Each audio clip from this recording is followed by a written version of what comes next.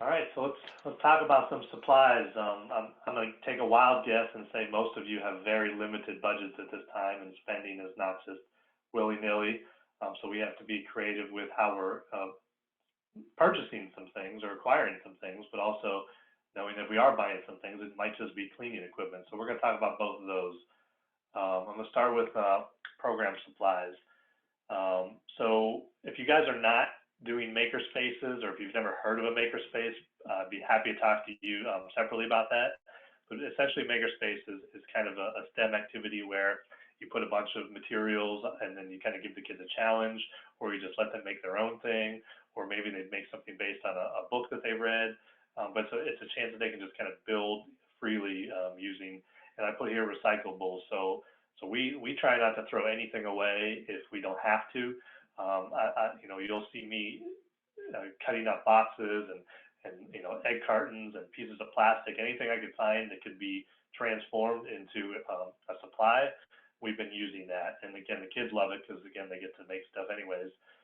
So you don't necessarily always have to have very expensive materials for an activity like that. We've also tapped into our after-school supplies. We run a lot of after-school programs, which I know a lot of people on the call also do.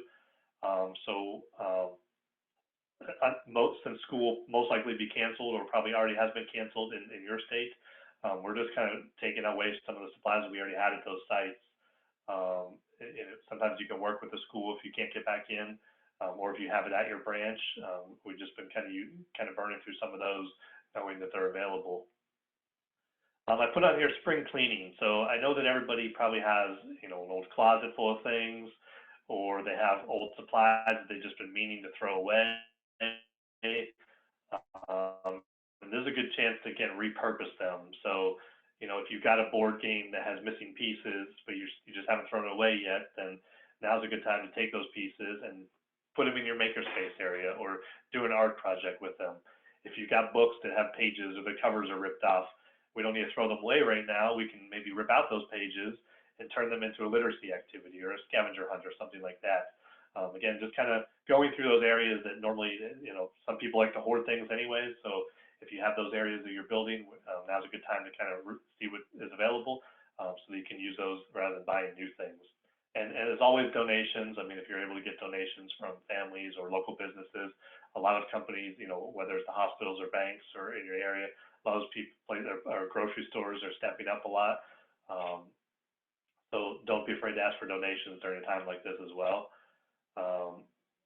And the last I put is, again, I heard this from a couple of different people, so we have to get creative here with edible projects. So I know generally we tell kids not to play with their food, but if you are serving snack or if they have snack, there's a way to be creative here with thinking about what's the food we're already giving them or the food they're already eating, and rather than just having a meal time, can we turn this into a project that allows them to eat it?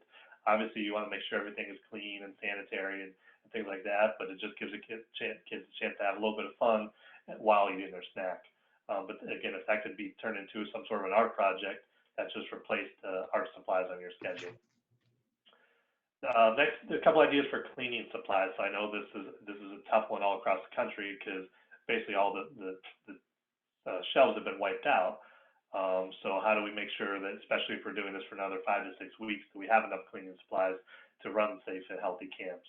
I put on here again after-school supplies. So again, if you run after-school programs and you have cleaning supplies at different locations or off-sites, now's a good time to get back into those and just use those rather than finding new ones.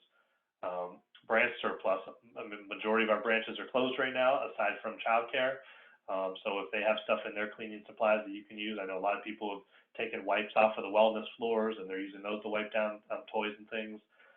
So it's a good time to, if those are in your building, use them. Homemade hand sanitizer. I know a lot of people have kind of probably already seen this around different social media, but you can make your own hand sanitizer. So now it's not only an art project, but it's a useful one because then you can then use it to help clean. Again, getting donations, if you can find people, whether people in your community, schools even. If schools are closed down, then they don't need all their supplies right now. So maybe there's a deal you can work out with them where you can replace them back in the fall, but if you need them right now. And then working with local vendors. not just the vendors that you might be ordering from all the time, but also working with managers at different stores, because I know a lot of stores will put limits on what you're allowed to buy, whether it's one of this or two of this. So sometimes if you work with them on behalf of your organization, the YMCA, they'll let you lift that limit and get the supplies you need. I know one big one was for me was thermometers. We wanted to use the thermometers that you don't put in their mouths, but that you can just scan the heads. And the stores that we were looking at only had a limit of one, but after talking to the manager, we were able to get about 8 of them. So don't be afraid to ask those questions if those are some of your limitations. Julie? Yeah, so it looks like here there's been some requests for activity schedules, and some of you all have posted your program schedules to give others an idea of how those rotations work. We did have a comment around wait times, especially when it comes to like washing hands or bathroom breaks, where Ys are putting X's with painter's tape on the floor, so they have not only just spaces for activities, but you're thinking about spaces between transitions and wait time, which I think is an excellent idea there. And then Curtis, I might need to get a little bit more feedback on yours. CCL, I'm not positive what company that is, but said we'll give you a letter to purchase more supplies than is normal allowed to an individual or a business. So I'm not sure what CCL is, but hopefully that helps somebody when it comes to supply purchases. Some of others have said they partner with hospitals. Their school districts have given their supplies to the Y and other hospitals. Sorry, childcare licensing, that's what that means, CCL. Thank you, Brenda, for clarifying that. So lots of great ideas, partnerships. I know for us in Greenville, South Carolina, we're getting a lot of calls from local agencies that want to help and support.